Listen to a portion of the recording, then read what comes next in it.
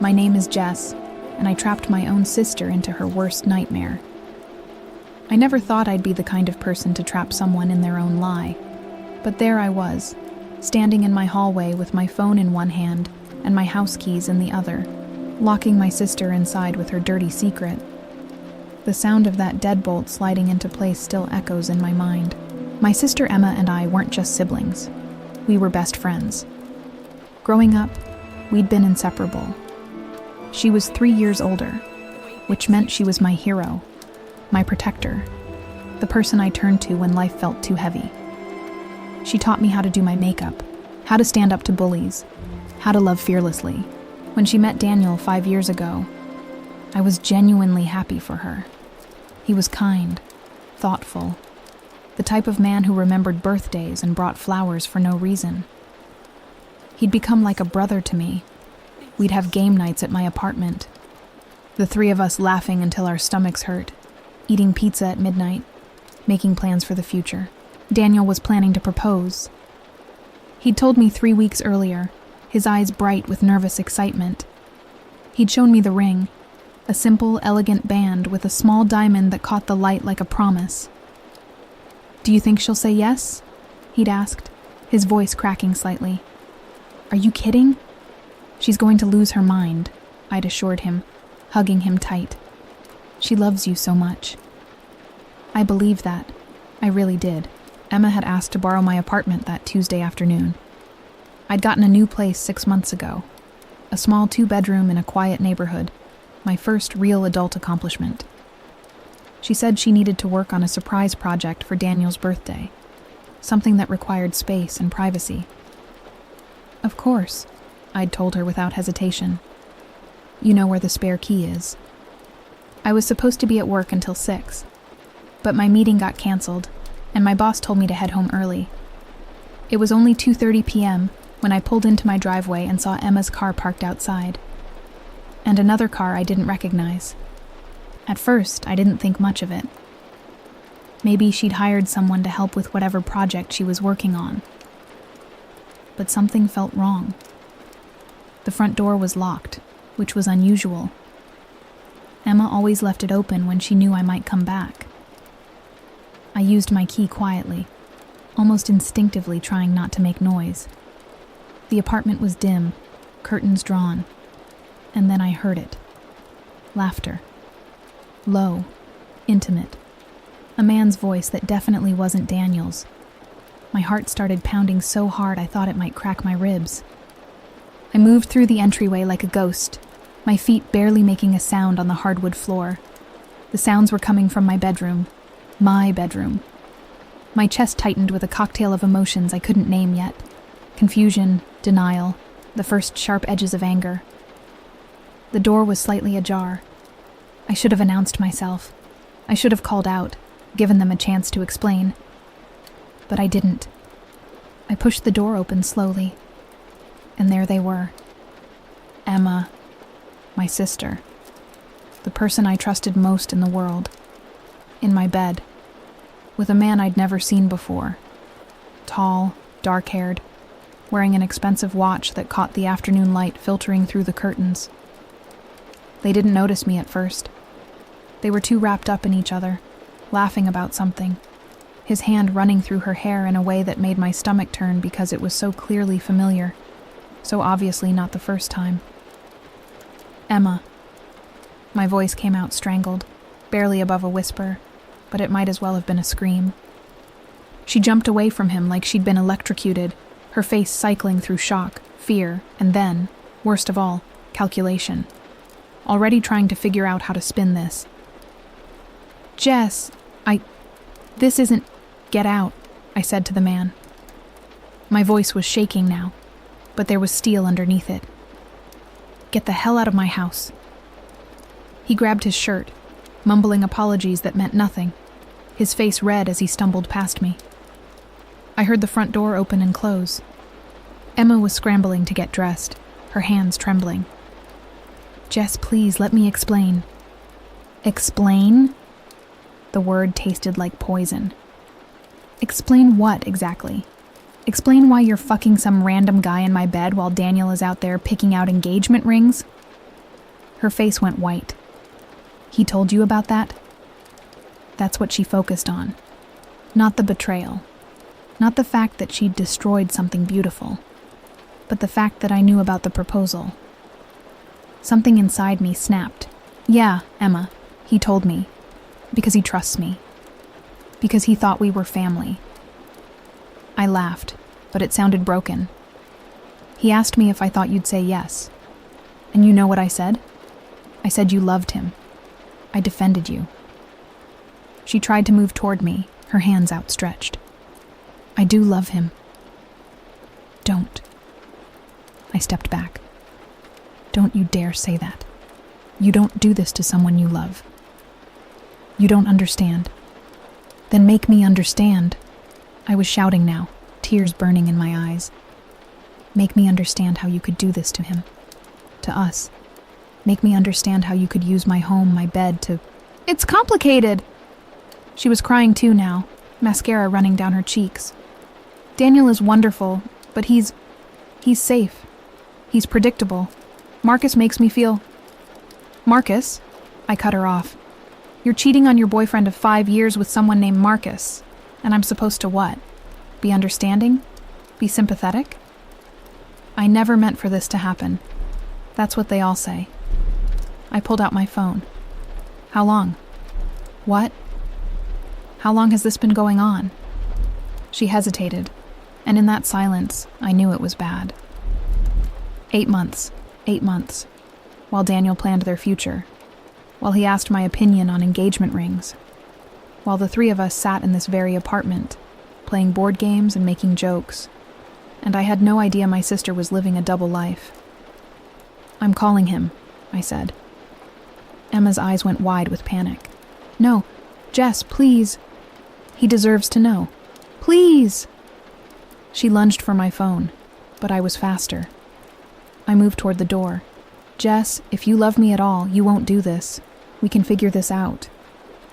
I can end things with Marcus. Daniel never has to know. I stared at her like she was a stranger. If I love you?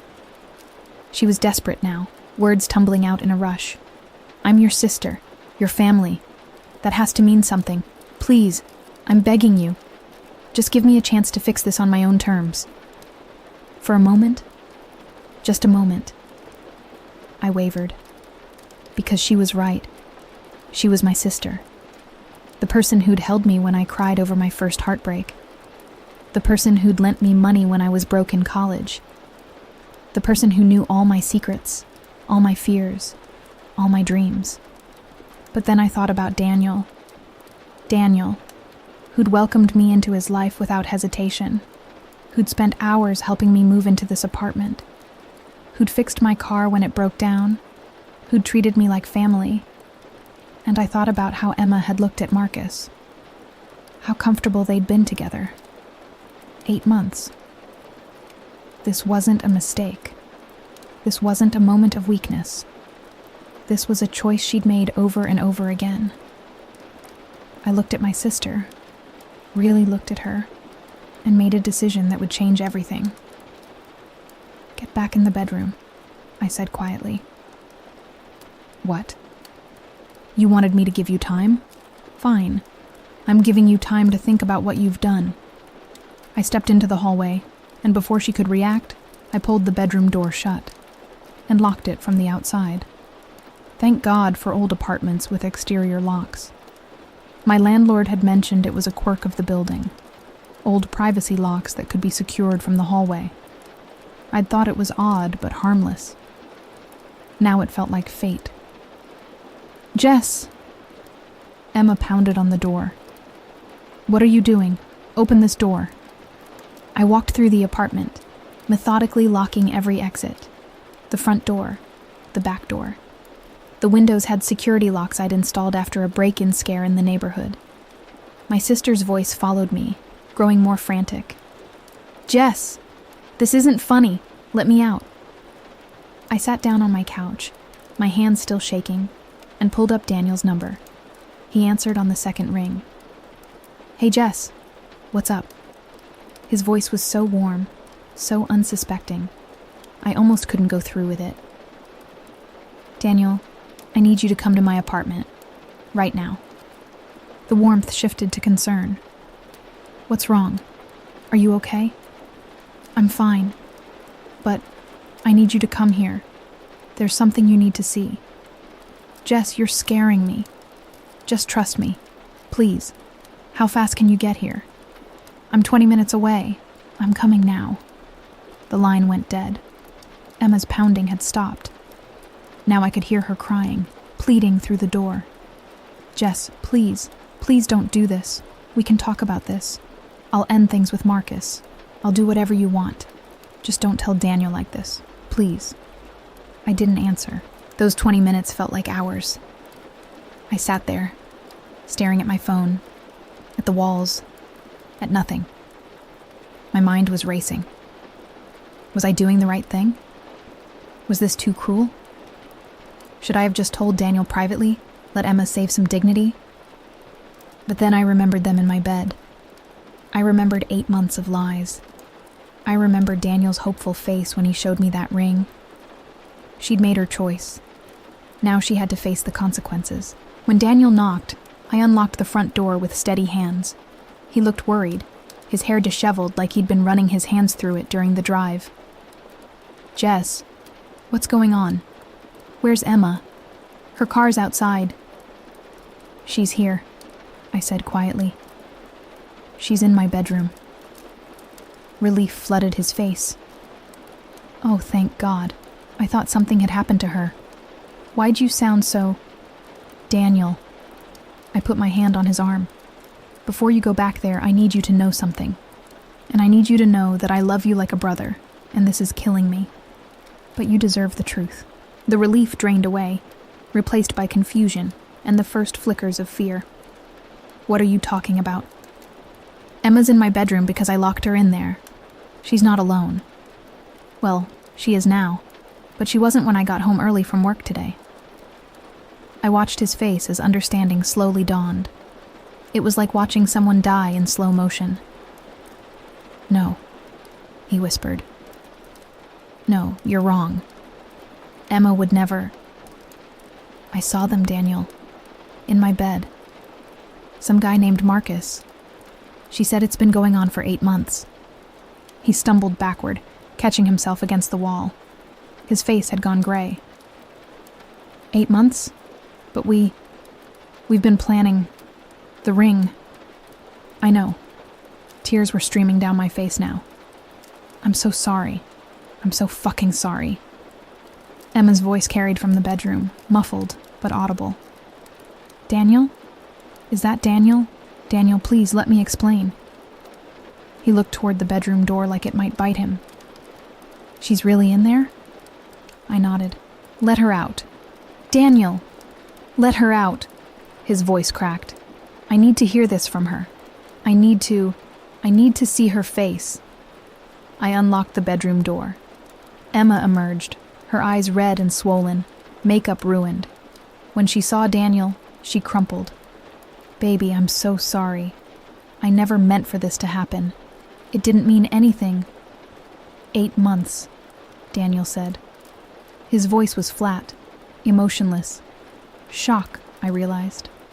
He was in shock. Jess said 8 months. Emma's mouth opened and closed. Yes. But I was going to end it. I swear I was going to... Were you going to end it before or after you married me?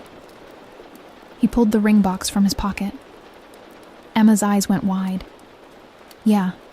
I've been carrying this around for 2 weeks, waiting for the perfect moment. Guess there isn't going to be one now. Daniel, please. She reached for him, but he stepped back. Did you ever love me? His voice broke on the last word. Or was I just... What did you call me? Safe? Predictable? Emma looked at me with pure hatred. You told him that? Answer him, I said coldly. You owe him that much. Emma turned back to Daniel, and for a moment, I thought she might actually tell the truth. But then her face hardened. Fine. You want the truth? Yes, you're safe. You're the kind of man I'm supposed to marry, the kind my parents love, the kind who'll give me a stable life and a nice house and 2.5 kids. But you're not exciting, Daniel. You're not passionate. You're boring." The words hung in the air like poison. Daniel's face didn't change. He just nodded slowly, like she'd confirmed something he'd always suspected. Okay. Emma looked confused. Okay. He opened the ring box, looked at the diamond one last time, then closed it and set it on my coffee table. "I hope Marcus makes you happy, Emma. I really do. Because you just threw away the best thing that ever happened to you." He turned to me. "Thank you, Jess, for telling me. I know that couldn't have been easy." And then he walked out. Emma stood there, frozen, as the door clicked shut behind him. Then she rounded on me. "You bitch," she hissed. "You couldn't just talk to me? You had to humiliate me? Lock me up like a prisoner? Call him here to witness it?" "I just made sure the right person found out before you could manipulate the situation. He was going to propose. We could have had a life together." "A life built on lies?" "Yeah, that sounds amazing." I was crying again, angry tears this time. "You didn't just cheat on him, Emma. You cheated on all of us. You made me complicit. You used my home. You destroyed something beautiful because you were bored." She slapped me. The sound echoed through the apartment. My cheek stung, but I barely felt it through the emotional pain already overwhelming me. "Get out," I said quietly. "Get out of my house and don't come back." She grabbed her purse and left without another word. I haven't spoken to Emma since that day. She tried to contact me. Dozens of texts, calls, even showed up at my door a few times. But I couldn't. Every time I thought about her, all I saw was the betrayal. Not just of Daniel, but of me. Of the trust we'd built our entire lives. Mom and Dad tried to mediate. They said family was family, that I needed to forgive. But they didn't know the whole story. Emma had told them a sanitized version. That we'd had a fight over a guy. That I'd overreacted. When I told them the truth, they were horrified, but they still wanted me to reconcile. "She's your sister," Mom kept saying. I stopped trying to explain. Some people would never understand that blood doesn't excuse everything. Daniel and I still talk. Not often. It's too painful for both of us. But enough. He's doing better. Started therapy. Started dating again, actually. A woman from his gym who treats him like he hung the moon. "I should thank you," he told me over coffee last month, "for being brave enough to tell me. Most people would have looked the other way." "You deserve the truth," I said. "Yeah." He smiled sadly. "I did. Even if it hurt like hell. People ask me sometimes if I regret how I handled it. If I think I was too harsh, too cruel. Honestly, I don't know. Maybe there was a gentler way. Maybe I let my anger control me. But I also know that if I'd handled it differently, Emma would have found a way to minimize it, to make herself the victim, to manipulate Daniel into staying while she continued seeing Marcus behind his back. Sometimes mercy isn't kind. Sometimes the kindest thing you can do is force someone to face the consequences of their actions. I miss my sister. I miss who I thought she was.